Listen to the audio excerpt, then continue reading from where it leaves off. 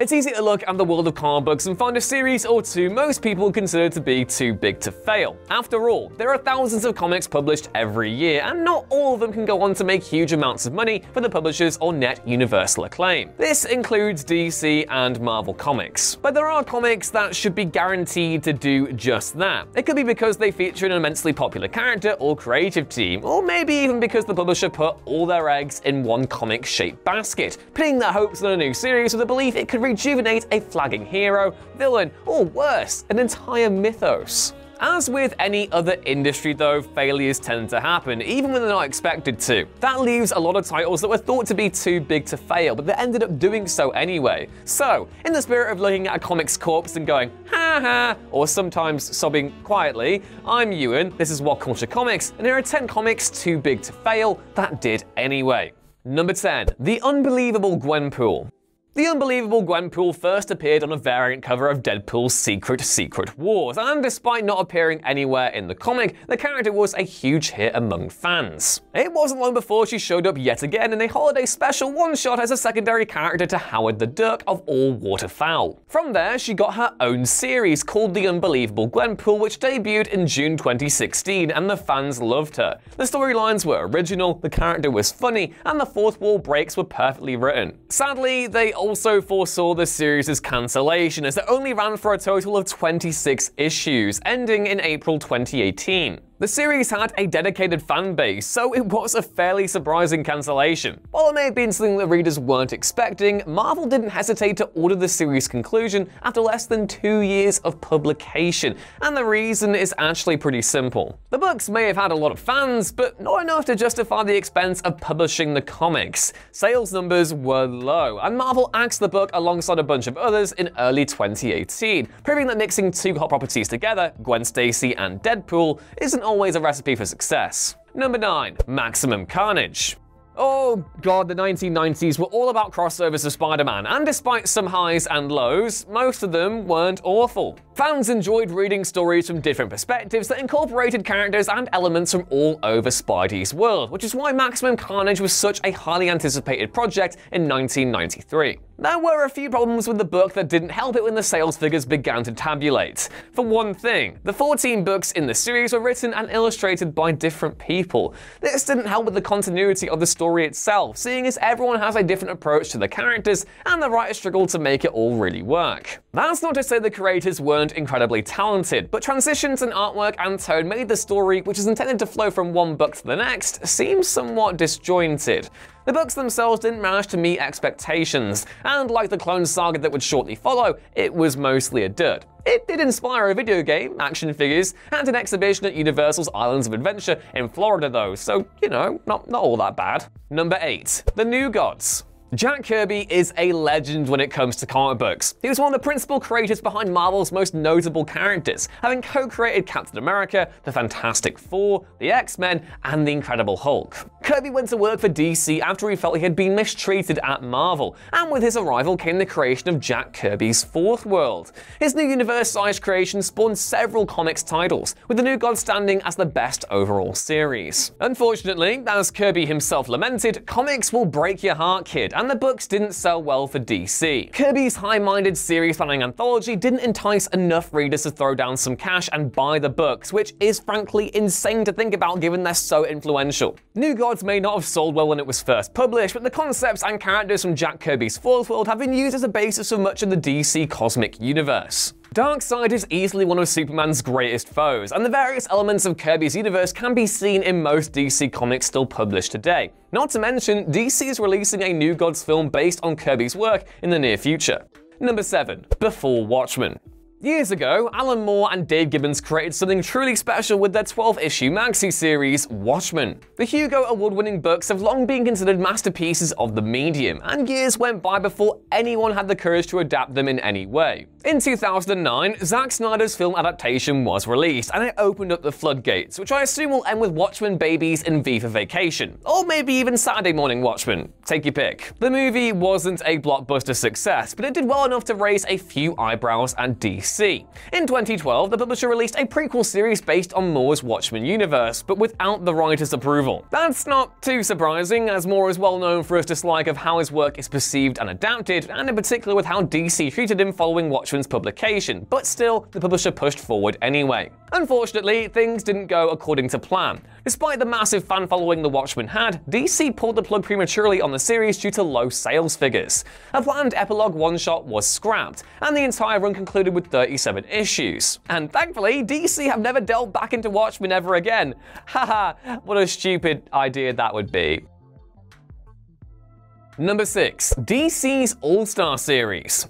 Looking back at the AllStar series from DC, it's hard to believe they ever came to an end. All-Star Superman is now considered to be one of the Man of Steel's greatest ever storylines, and even though it had the advantage of being written by Grant Morrison with pencils by Frank Quitely, the other All-Star books weren't far behind. The idea behind the All-Star imprint was to give some of the industry's greatest creators a chance to do whatever they wanted with DC's greatest characters, sort of how we've seen with Black Label. Morrison's work with Superman obviously did remarkably well in this context, and even though it sold well, All-Star Batman and Robin, the Boy Wonder, didn't meet the same standard, with Frank Miller turning Batman into an abuser who got off to burning corpses. Seriously, just look at it. Bad. Still, after All-Star Batman and Robin came and went, All-Star Batgirl was announced with Jeff Johns set to write, but the book never materialized, along with several other series. Number 5. The Clone Saga.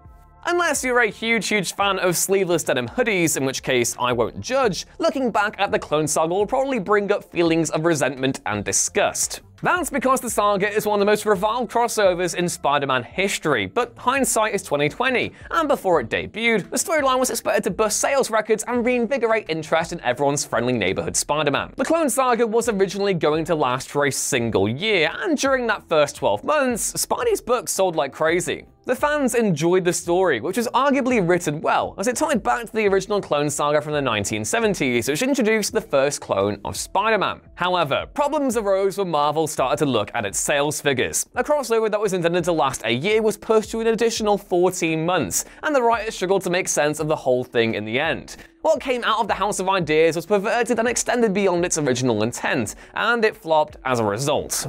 Number 4. Spider-Man by J.J. and Henry Abrams.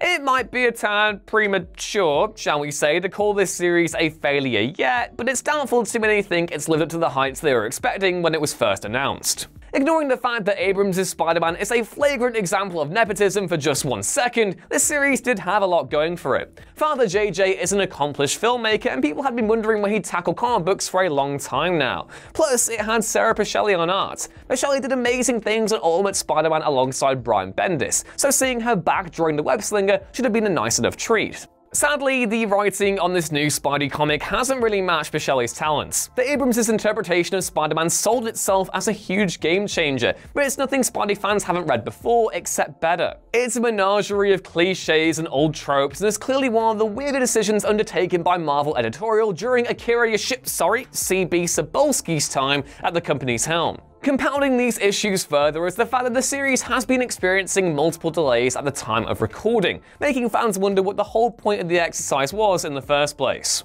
Number 3. The Incredible Hulk. The Incredible Hulk is easily one of Marvel's greatest superheroes, and his comics have sold well for decades. Why then did Marvel cancel the series so soon after it was published? If you didn't know, that's what happened with the first Incredible Hulk series, and fans are still scratching their heads asking why.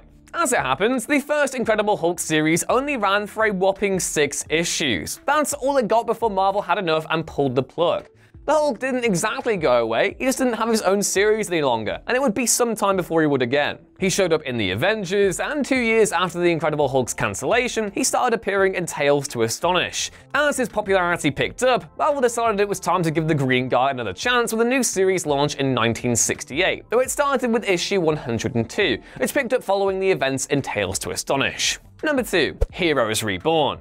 Back in the early 1990s, a group of writers and artists left Marvel Comics en masse due to their disagreement with the publisher's views on creators' rights. That group of 8 included Todd McFarlane, Eric Larson, Mark Silvestri, Jim Valentino, Wilsh Portacio, Chris Claremont, Jim Lee, and Rob Liefeld. They were titans in the industry, and they left the House of Ideas to found Image Comics. During this decade, Marvel weren't having such a hot time of things, and so, to try and recover some of the lost quality that the departures cost them at the start of the decade going to Image, the company offered Jim Lee and Rob Liefeld the opportunity to jump back into the Marvel Universe via something called Heroes Reborn, a one-year multi-title story arc which was outsourced to Marvel's former employee studios at Image Comics. With their return came the cancellation of Marvel's longest-running series, followed by an immediate relaunch. There was a lot of buzz and fanfare supporting Heroes Reborn, apparently, and it seemed like a surefire hit. But problems soon arose creatively, and the series ultimately failed when Jim Lee refused to illustrate another issue when Marvel offered the option to continue Heroes Reborn indefinitely. The resulting fanfare died down, and now the one thing we all think of when we picture Heroes Reborn is that mad Captain America drawn by Rob Liefeld.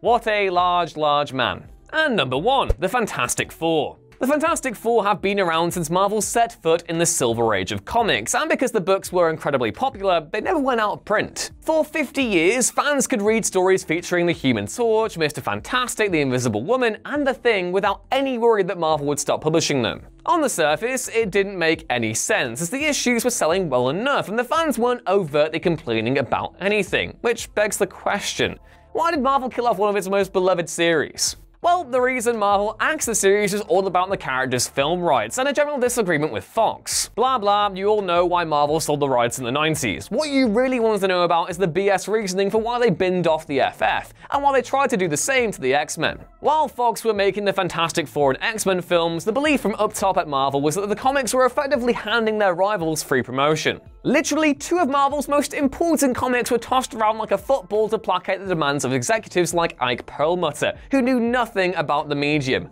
Begs belief. And yeah, that was our list. Are there any other comics you know of that were too big to fail, but did anyway? Please let me know in the comments below, and don't forget to like, share, and subscribe if you haven't done so already. Please also remember that you can find more articles like this at whatculture.com/comics, more of me on Twitter at YouRunesThings, and these kinds of stories within the walls of your local comic book store. That's all for now though. Have a great day, and I'll see you next time. Bye!